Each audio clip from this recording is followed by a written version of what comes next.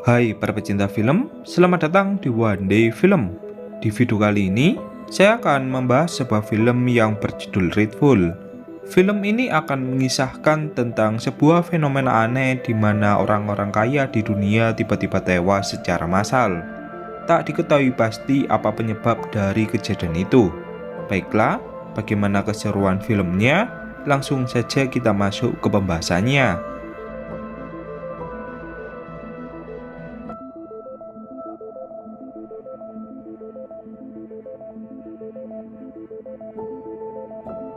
Di awal film, kita diperlihatkan seorang wanita bernama Laura yang akan menjadi tokoh utama pada film ini. Dalam kesehariannya, Laura tak luput dari kegiatan bisnis yang sudah menjadi bagian dari hidupnya. Laura memiliki seorang suami bernama Tony dan seorang putri bernama Anna. Suatu hari, Tony mencoba menemui Laura untuk membahas rumah tangga mereka. Tony merasa bahwa Laura terlalu sibuk dengan dunianya hingga dia melupakan keluarganya. Tanpa pikir panjang, Laura pun mengajukan surat perceraian yang menurutnya menjadi solusi untuk masalah mereka. Tony pun kemudian menyetujuinya.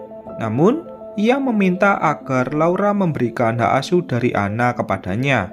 Namun, Laura menolaknya, sebab akan lebih baik Anna tinggal bersamanya.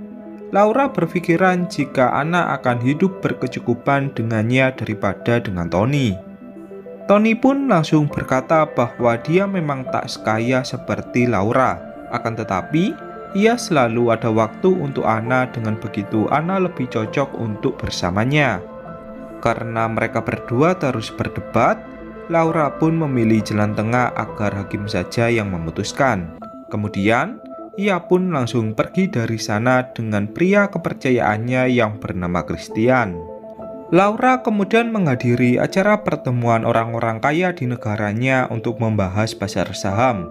Ia bertemu dengan seorang pria paling kaya di kotanya yang sangat dihormati dan disanjung oleh semua orang.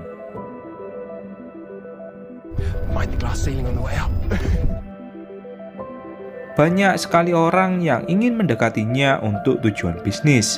Namun, tak semua orang bisa diterima oleh orang paling kaya tersebut. Bahkan, ketika Laura mencoba untuk mendekat dan mengajaknya bekerja sama, ia pun langsung diabaikan dan ditinggalkan dari sana. Merasa jika rencananya ini tak berjalan dengan mulus, Laura pun memutuskan untuk melakukan pekerjaan yang lainnya. Tujuan Laura berikutnya yaitu menghadiri acara peresmian sebuah pabrik di kutub es yang membutuhkan seorang investor. Pemilik pabrik itu menjanjikan keuntungan berlipat-lipat bagi investor yang mau bekerja sama dengannya. Laura pun berniat mendatangi pabrik itu dan menginvestasikan beberapa persen kekayaannya. Ia kemudian menaiki pesawat VIP dengan beberapa orang ternama di dalamnya yang juga akan menghadiri acara itu. Di dalam pesawat, Laura mengajak bicara seorang pria yang memiliki gigi putih yang berkilau. Ia pun merasa heran dengan gigi pria tersebut.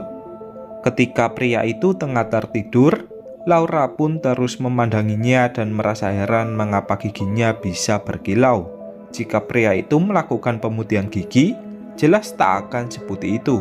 Tak ingin terus memikirkannya, Laura pun memutuskan untuk beristirahat.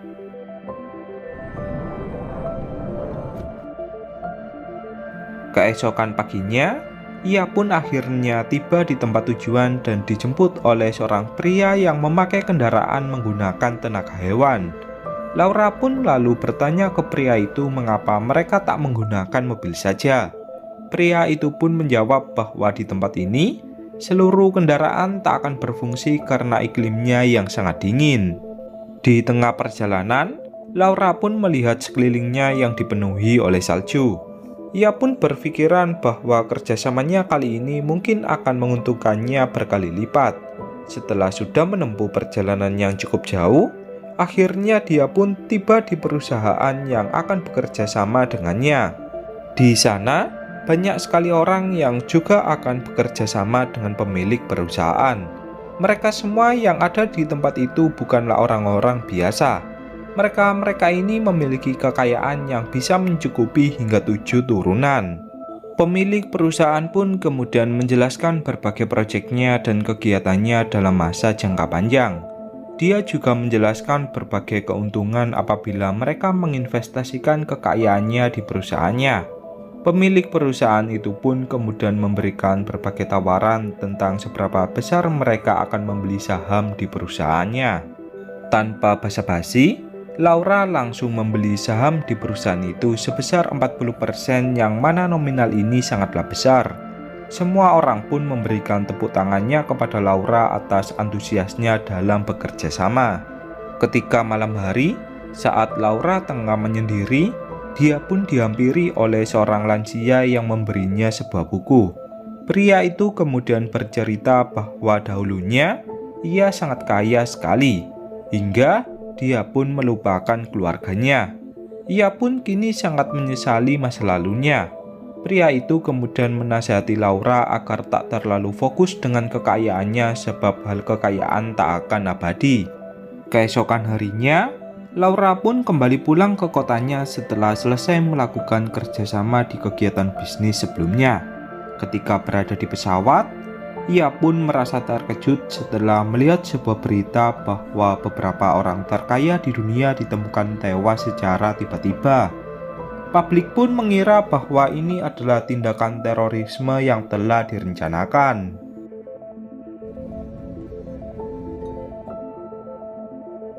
Setibanya di kotanya, Laura pun langsung dijemput oleh Christian yang kemudian mengajaknya untuk menghadiri acara pelelangan berbagai benda antik bersejarah yang memiliki nilai yang sangat fantastis. Pelelangan yang ditawarkan kali ini yaitu mengenai lukisan seorang seniman yang dibuat pada masa Perang Dunia yang pertama. Pelelangan pun dibuka mulai harga $500. Tak butuh waktu lama, nominal pun langsung menyentuh di angka $100.000 atau sekitar 1 miliar rupiah. Namun, nominal itu pun tak berhenti di situ. Nominal itu terus naik hingga di angka $1 juta. Ketika sudah tak ada tawaran lagi, Laura pun langsung memberikan tawaran fantastis sebesar $2 juta atau 2 kali lipat dari tawaran yang terakhir.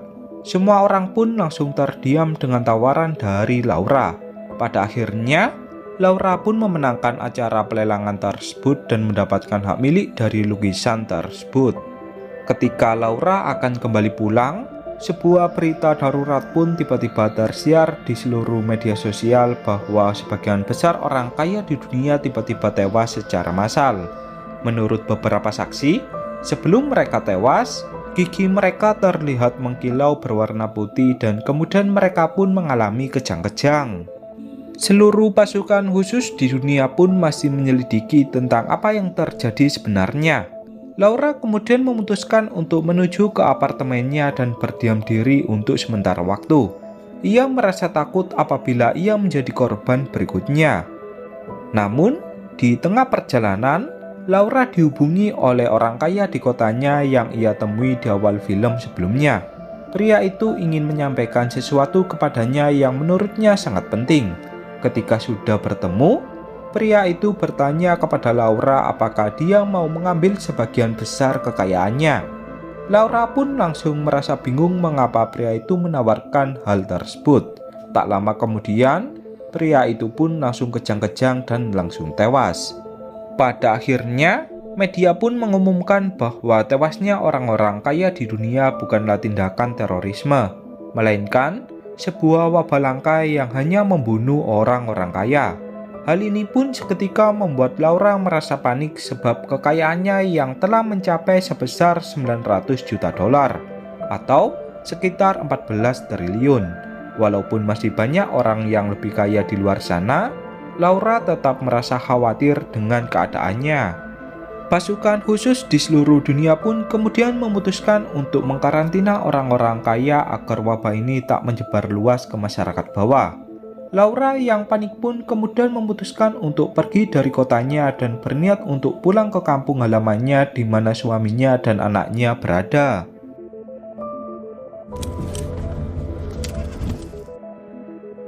Sebelum pergi, Laura mencoba menawarkan kekayaannya kepada Christian, barangkali dia mau mengambil alih hartanya.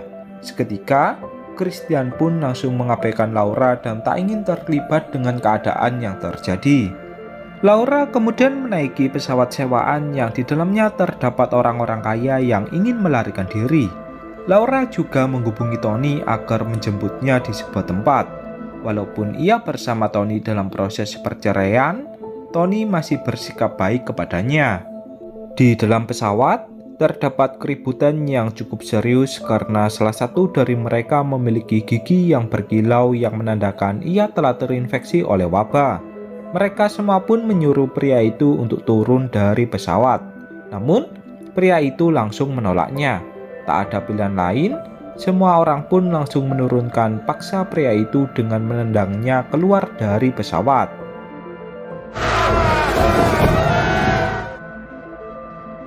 Singkat cerita, tibalah Laura di tempat yang dituju. Dia kemudian menghubungi Tony agar menjemputnya ke tempat pendaratannya. Sambil menunggu Tony, Laura mencoba mengecek namanya apakah dia juga menjadi target penangkapan oleh pasukan khusus. Ternyata, namanya juga masuk ke dalam daftar dalam penangkapan. Beberapa menit kemudian, Tony pun akhirnya tiba dan mengajak Laura untuk segera pergi. Sebab, seluruh jalanan mulai diblokir oleh pihak berwajib. Ketika melewati area perbatasan kota, benar saja terdapat pemeriksaan fisik dan identitas. Laura pun langsung merasa panik karena namanya yang telah terdaftar dalam penangkapan orang-orang kaya.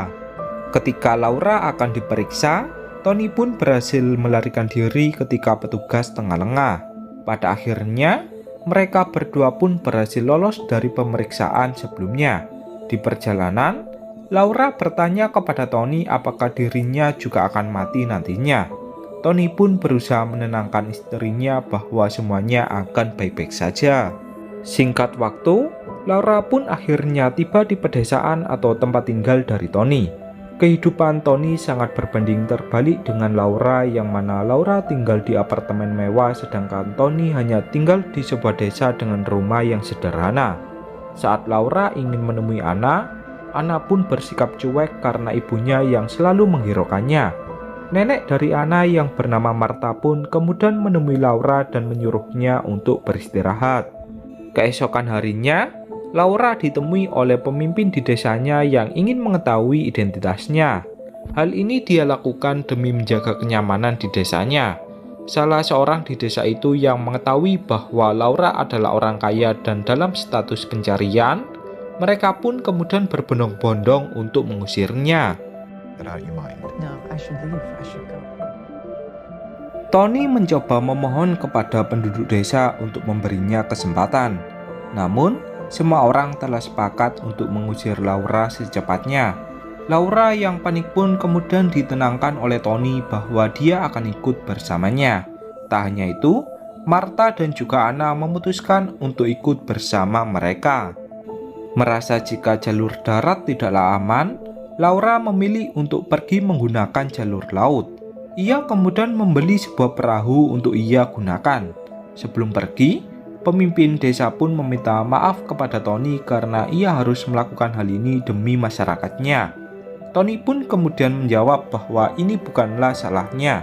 Jika ia di posisinya, dirinya juga melakukan hal yang sama. Di tengah perjalanan, mereka melihat puluhan kapal mewah yang sepertinya adalah orang-orang kaya yang sedang melarikan diri. Laura pun tak menyangka jika wabah yang sangat aneh ini bisa terjadi. Berhari-hari pun mulai berlalu. Mereka semua tak tahu harus menuju kemana untuk pergi, sebab tak ada wilayah aman yang bisa mereka kunjungi. Di hari yang kelima, mereka ditangkap oleh petugas penjaga laut yang sedang berpatroli. Petugas itu kemudian menyita perahu milik Laura karena mereka dianggap sebagai imigran gelap. Laura pun kemudian mencoba bernegosiasi agar mereka dilepaskan. Ia bersedia membayar berapapun asal mereka dilepaskan. Namun, petugas itu langsung tertawa sebab uang tak berharga di masa ini. Laura bersama keluarganya pun kemudian dibawa ke sebuah pemukiman kecil yang sangat kumuh, yang mana pemukiman itu berisi para imigran gelap dari berbagai negara. Namun, sebagian besar pemukiman itu dihuni oleh orang-orang berkulit hitam. Di sana, mereka berebut berbagai makanan yang disediakan oleh petugas. Tak sedikit orang yang tak kebagian makanan. Laura pun berpikir bahwa mereka tak akan bisa hidup di tempat seperti ini. Jika mereka memutuskan untuk tinggal, maka hal itu sama saja dengan bunuh diri.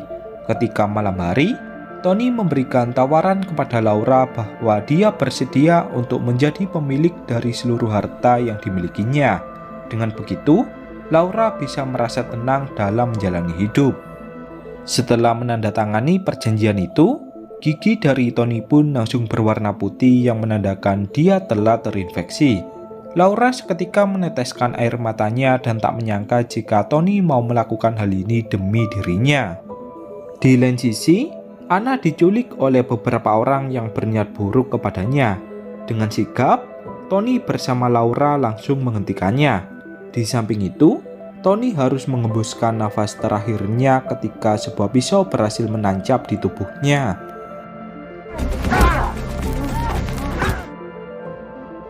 Keesokan harinya, Laura mendatangi perkumpulan beberapa orang yang berniat melarikan diri. Pada malam hari, pelarian itu pun mulai dijalankan dengan sebuah perahu yang menjadi alat transportasi mereka.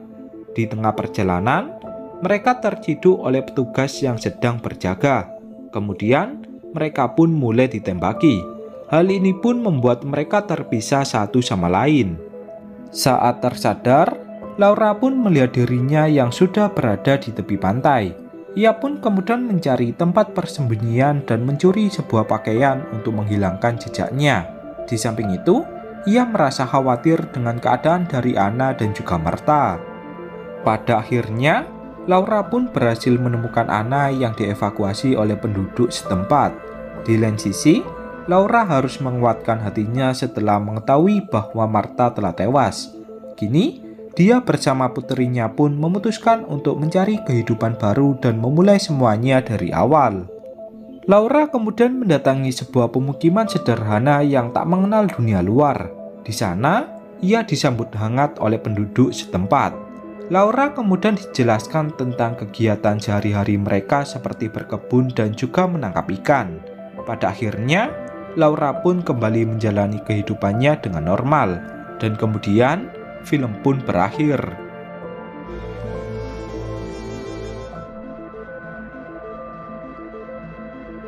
Baiklah, mungkin hanya itu pembahasan pada film kali ini.